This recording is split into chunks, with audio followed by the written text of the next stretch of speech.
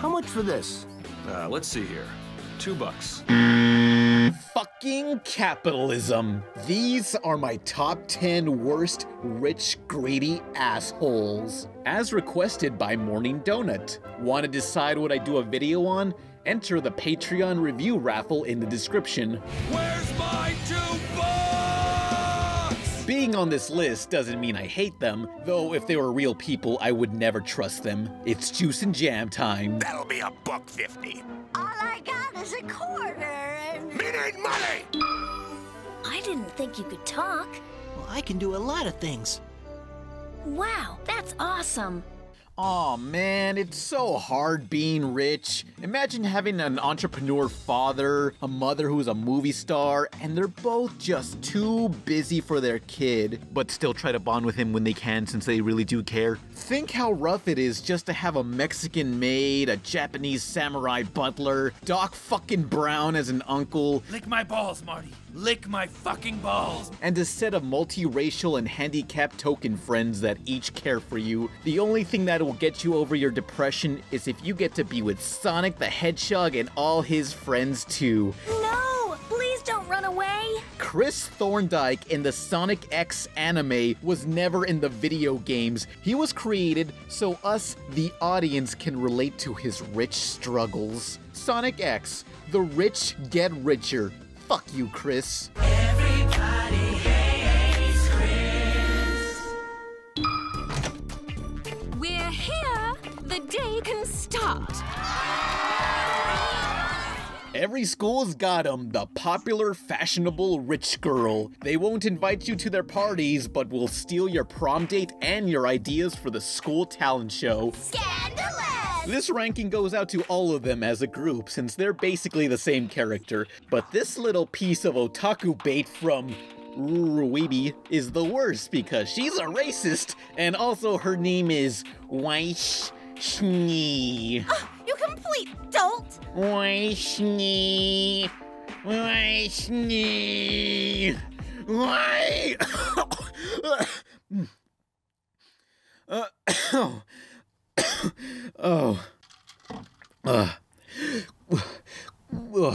Okay.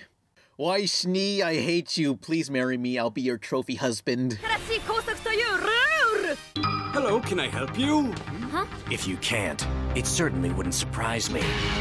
Seto Kaiba! Kaiba? I want you to look at this guy. He gets laid, owns a corporation, has a sweet trench coat, and it's all thanks to playing a children's card game. Screw the rules, I have money. Seto Kaiba of Yu-Gi-Oh! Will die by his ultra-rare Blue Eyes White Dragon cards, and can even weaponize them. Use it! You know what? You don't need chemical mutations, flashy costumes, or martial arts training in the mountains to be a hero. You just need money! I want to be a Powerpuff Girl! I want! Princess Morbucks aspires to be like any girl in the late 90s and become a Powerpuff Girl. You can't just buy superpowers. Oh yeah? Tell that to Batman. Okay, she doesn't save people, but she can fly. And I've said it before, but being able to fly automatically makes you better than everyone else. Saving people takes effort. No one wants to do that. This is some bullshit. The game cheating. Nigga, the game ain't cheating. It's not wise to upset a Onceler. Oh man, nothing can be scarier than rich suburban kids with too many Eminem CDs and zero gun control. Residing in the Boondocks, Ed Onceler III and his partner, Jin Rummy, voiced by Samuel L. Jackson. I didn't think they'd actually shoot back at us. Well, of course they're shooting back at us. You're robbing that store. They are a hilariously brutal satire on the benefits that come from wealth and whiteness. Ed and Jin assume they can get away with anything because they're so hardcore. But really, society would not be as lenient on them had they been African-American. They did it. Cheers.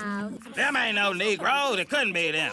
What the fuck you all looking at? No charges were filed. I mean, come on. What's the worst they could ever do? What if we kidnap Oprah? Oh, no! I fucking hope they fucking die of bag disease. Did you chop down this tree? What's that? Hey! I think he did it. I was saving this spot for the emo boy Onceler, but I think the Lorax film itself deserves a spot for corrupting Dr. Seuss's environmental message. For a film criticizing big business, it sure is a hypocrite selling out to over 70 product tie-ins, which, it's a Hollywood film, I guess I could understand it. But then there's this commercial. And who received the only Truffula Tree seal of approval? Mazda with Sky Active technology. That award does not exist, and this car isn't eco-friendly whatsoever. It'd be no better than McDonald's advertising with, "Our burgers contain a healthy amount of love with each meal." It's a sleazy film, it butchered Dr. Seuss's message, but what can you expect from the studio that'll milk the Minions cash cow dry? You have been warned. No food. 3 days. Hold on, me bucko! Food's on the way! Hey, you got money, right? Minimum wage! What is the least amount an employer can legally pay you, assuming they want to pay you? SpongeBob's boss, the sleazy small-time business owner, Mr. Krabs will cut any corner for a quick buck, while managing the Krusty Krab. You promised these children Krabby the Clown, but all I saw out there was Chibi the Cheapskate. Some Illuminati videos have speculated SpongeBob's optimism for working under Mr. Krabs' authority was a way to ease kids into a future of optimistic obedience. And since I'm an idiot, I'll believe it. Remember what Mr. Krabs says. The money is always right. The ceiling is right, Squidward. At my birthday celebration tomorrow, Neartown will be destroyed to make way for this. Booyah! Welcome to Cusco-topia. It's the "We Gotta Save the Rec Center" episode, one of the most overused story plots. A corporation is buying out and bulldozing a mom-and-pop location while our protagonist must raise the money to buy it back. He wants to buy up the whole neighborhood so he can knock it down and put up a fancy mall. Hey Arnold did like 4 of these and a movie. So I guess this countdown spot goes out to Ronald Reagan cracked distribution among black neighborhoods to reduce property values and buy them out in the 80s. Mr. Burns, we've got witnesses, precedent, and a paper trail a mile long. Yes, well, I have 10 high-priced lawyers. Mr. Burn My Balls, a man so weak, so frail physically, but untouchable thanks to his net worth. He tried to kill our puppies. He sexually harassed me. He stole my fiancée. He made fun of my weight. He's the kind of guy you wish would get a deadly disease, which he does. Every single one, in fact. But all those diseases attacking at once has 0 effect on him. That is not fair. So what you're saying is, I'm indestructible. Oh, no. In fact, even a slight breeze could... Indestructible. Mr. Burns may have all the money he needs, but there's something all his earnings could never buy. What's that? A dinosaur. Honorable mentions! There can only be 10, so feel free to name the ones I missed.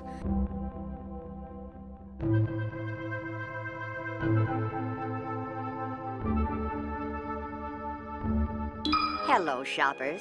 It's me, Mom. Hey, who's the rocker jockey? Gah, it's Mom, the world's most huggable industrialist. You've seen those companies that act so friendly like they're your family and have a lovable mascot. It's all just a lie. They don't care about you. I love each and every robot most of all. Jerkwad robots make me sick to my ass. Mom's friendly robot company in Futurama is just a bunch of corporate bullshit. They're like if Disney and Apple got together and shat in a KFC bucket and shaped it into that lady from the 4th episode of Cowboy Beep Boop. You know the one. When things go wrong, someone must take responsibility, right? I didn't. Mother! Mommy, why do the robots give you presents? Shove a big old melon in it, I'm talking! Do you fear a robot uprising? Well, I fear a corporate uprising, and they have already won. Everyone, help Mom find her bra!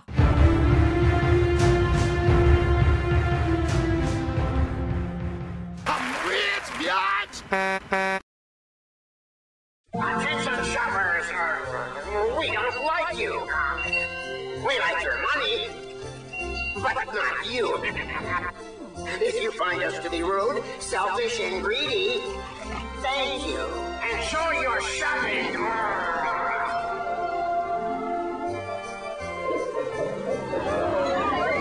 Not fire, not ice, not even a bumblebee can impede the greed in Wario Land 4. Only for Game Boy Advance. Rated for everyone.